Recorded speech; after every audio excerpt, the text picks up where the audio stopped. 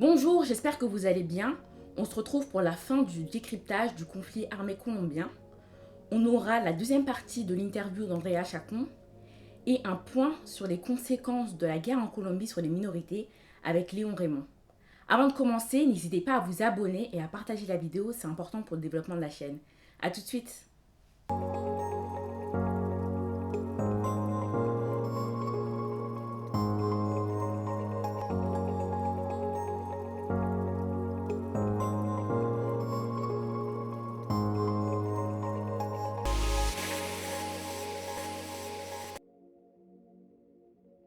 L'un des causes structurelles de l'origine du conflit social et armé en Colombie, donc c'était l'abandon de l'État.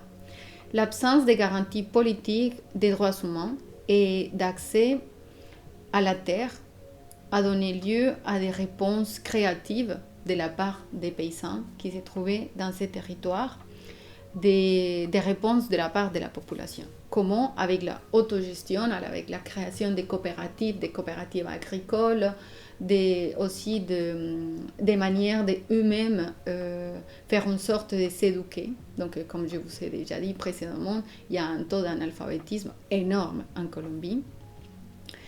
Et aussi de comment gérer les territoires et de comment créer donc des espaces libres de cette violence qui tourmentait les pays. Et donc l'État colombien a répondu à ces propositions par la violence à l'époque. Donc on est en train, justement, on se déplace aux années 60.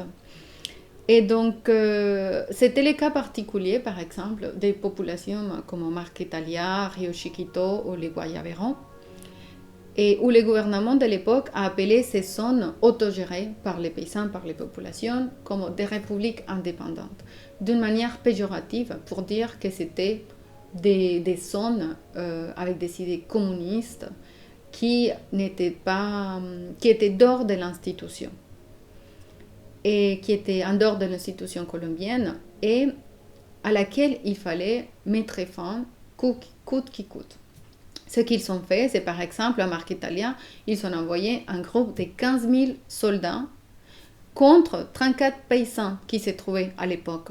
Et face à ce type de violence, donc les premières guérillas ont été vues les jours à Marquetalia. Et c'est pour ça que la consigne de phare épais, c'était de Marquetalia jusqu'à la victoire. Donc c'était à partir de ces hostilités qui ont commencé les premières guérillas. Actuellement, les phares, ils ne sont pas les seuls. Il y a aussi les M19, que c'était plutôt une guérilla qui est née à partir d'un autre contexte social et politique, mais c'était plutôt une guérilla plutôt rurale, qui a signé un accord de paix en 1991, qui a donné, que cet accord de paix justement a donné lieu à la création de la Constitution de 1991, c'est la Constitution qu'on a actuellement. Donc dans les années 80, et les M19, ils signent l'accord de paix. Mais qu'est-ce qu'on voit? C'est que les représentants majeurs de cette guérilla urbaine, Pizarro, il a été assassiné quand il était candidat à la présidence de la République. Donc, d'une part, le gouvernement colombien signe un accord de paix, de notre part, les assassinats aux leaders de ces mouvements sont assassinés. Les guérillas des phares, comme je disais, ils ont aussi essayé plusieurs accords de paix. D'un de ces accords de paix, donc, il est né un parti politique, l'Union patriotique, qui cherchait justement la sortie au conflit social et armé en Colombie, par la voie politique. Aujourd'hui, on sait, le gouvernement il a été condamné pour l'assassinat de plus de 5 000 représentants de ces partis politiques, qui ont été systématiquement cherchés par des groupes paramilitaires et assassinés dans les places. Il y a aussi 2 candidats présidentiels qui ont été assassinés.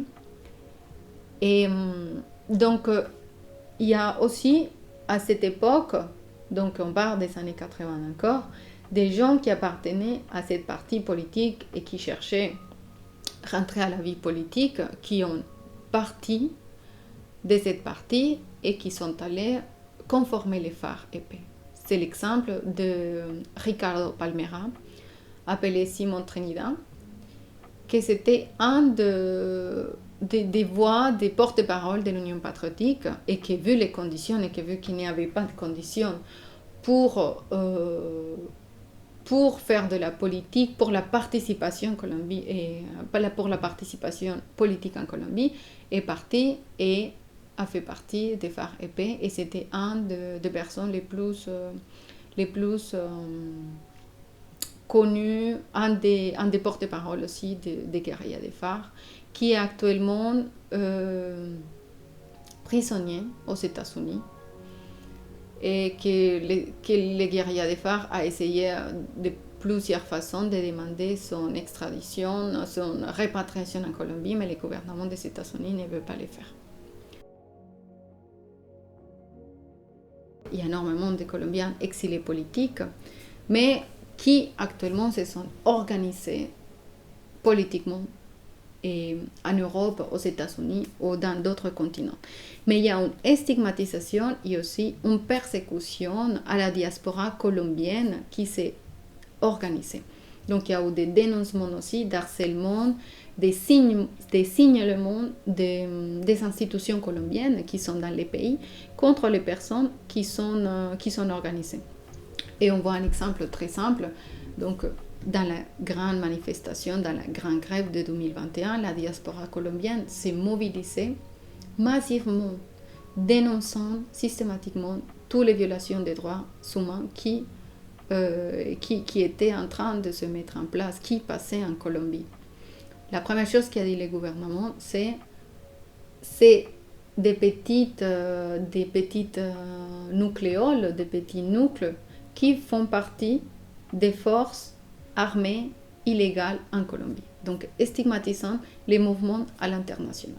Donc, les conflits colombiens, ils s'étendent dans les territoires en Colombie, dans les villes, mais aussi, même si tu pars de la Colombie, mais que tu t'organises, que tu milites et que tu veux participer dans la construction d'un pays en paix avec justice sociale, tu es aussi systématiquement stigmatisé comme une personne appartenant à des groupes armés illégaux en Colombie.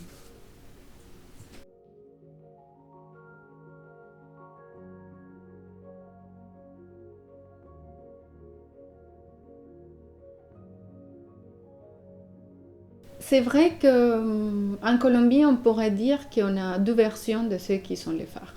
Donc, on a les versions des gens qui vivent dans les territoires, qui ont suivi la guerre, qui connaissent ces acteurs, parce qu'il y a des familles où ces enfants appartiennent à un guérilla ou à une autre guérilla en même temps.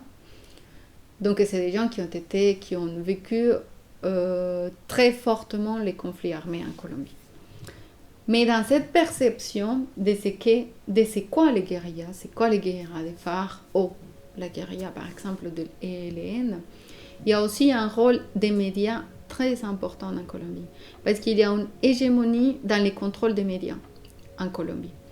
Ce qui signifie donc que les messages qui parviennent constamment à la population, est-ce qu'il n'y a pas un conflit social et armé en Colombie? Sinon, il y a seulement un conflit armé.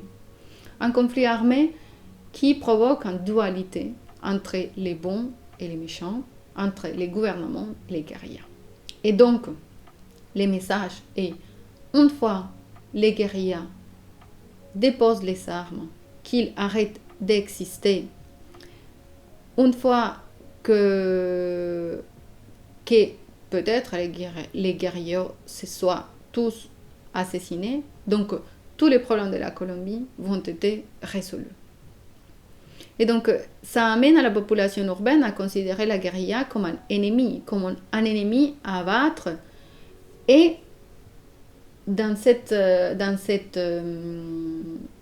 élan de vouloir abattre la guérilla, donc oublier quelles sont les raisons qui ont donné origine à ce conflit social et armé.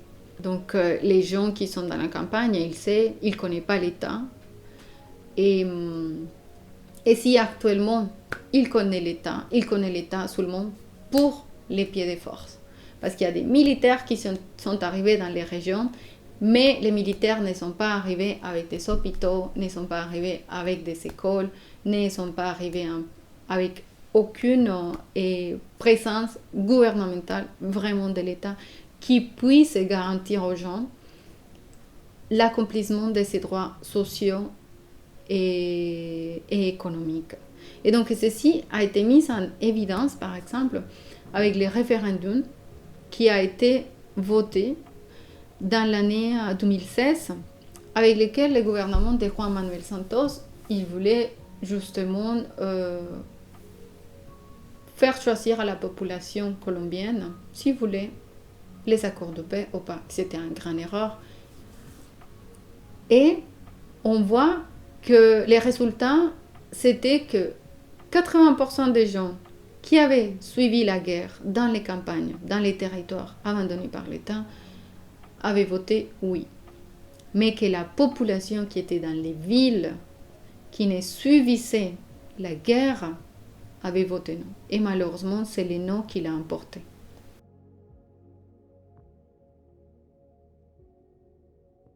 Avec la rendition des armes de la part de la FARC-EP, donc les causes structurelles qui ont donné origine au conflit social et armé et en Colombie ont été entrevues. Ça a permis d'entrevoir ces causes structurelles. Et ça a permis aussi une manifestation, une mobilisation massive de la part de la population en Colombie. Avant, on pensait qu'une fois les guérillas auraient été battus, qu'ils auraient disparu, une fois qu'ils seraient disparus, que les problèmes, ils allaient s'arrêter en Colombie. Qu'il n'y aurait plus de problèmes ni économiques, ni sociaux, ni politiques. Et donc avec ces renditions des armes, on a vu que ce n'était pas le cas et que les problèmes, ils existaient, mais qu'en plus, ils s'étaient aggravés avec la pandémie. D'autre part, avec la signature des accords de paix, la signature des accords de paix a permis que les gens ils sortent dans la rue, ils sortent manifester, plus tranquillement. Pourquoi plus tranquillement, sans crainte d'être signalés, d'appartenir à des groupes illégaux armés en Colombie. Pourquoi? Parce que c'était ce qui passait systématiquement avec les personnes qui appartenaient au mouvement étudiantil en Colombie, au mouvement paysan en Colombie.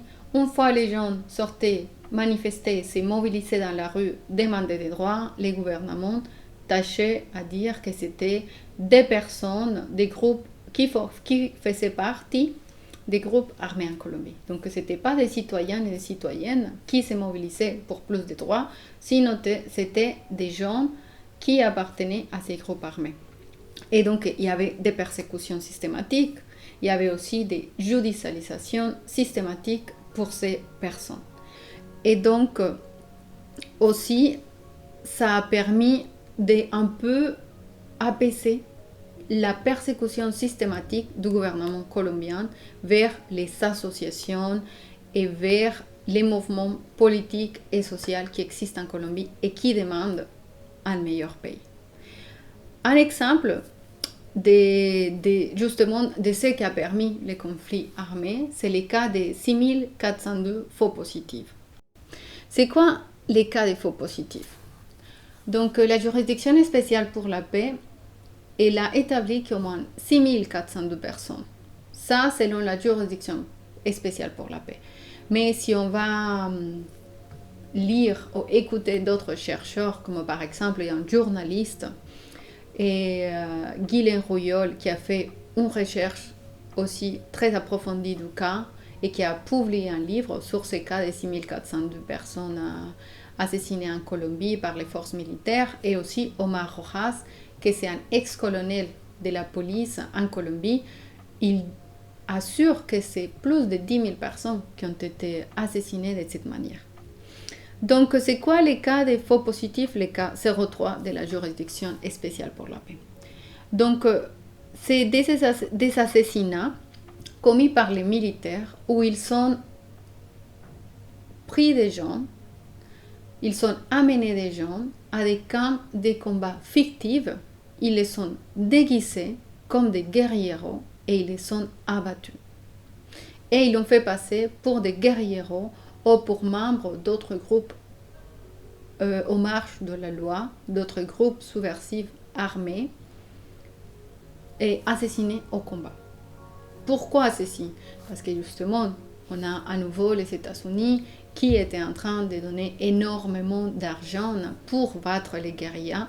Quand Uribe Vélez prend le pouvoir en Colombie 2002-2008, il prend le pouvoir avec la promesse de achever les FARC. Et donc, les États-Unis, ils donnent énormément d'argent pour qu'ils puissent justement renforcer militairement les pays. Mais les FARC, ils reculent dans la forêt, ils ne vont pas rester dans les villes. Et donc là, les militaires, ils se trouvent armés jusqu'aux dents, mais sans à qui confronter. Comme ils devaient donner des résultats, donc ils vont dans la campagne, ils cherchent des gens qui sont en train de chercher un travail, ils cherchent aussi des gens handicapés, des gens aussi qui ont problème de drogue addiction dans la ville. Ils les amènent dans un territoire éloigné des grandes villes, ils les déguisent comme des guerrieros et ils les assassinent. Des gens innocents ont été assassinés par des militaires. Et ça, c'est la juridiction spéciale pour la paix et justement la rendition des armes de la part de FARC-EP, mais aussi la signature des accords de paix qui a permis de visibiliser tous ces crimes de l'Est contre l'humanité qui ont été commis pendant les conflits armés en Colombie.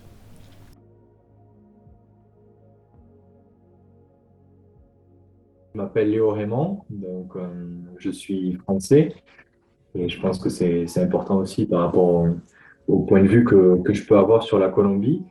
Et, donc j'ai un master enfin, je suis géographe et avec une spécialisation en géopolitique à l'Institut français de géopolitique à Paris 8. Et je suis actuellement doctorant, donc je travaille avec des communautés paysannes à la fois en France et encore en Colombie. Donc ça fait à peu près 6 ans que je connais, que j'arpente un peu la Colombie et surtout pour des questions de recherche, donc d'investigation et d'appui aux communautés paysannes.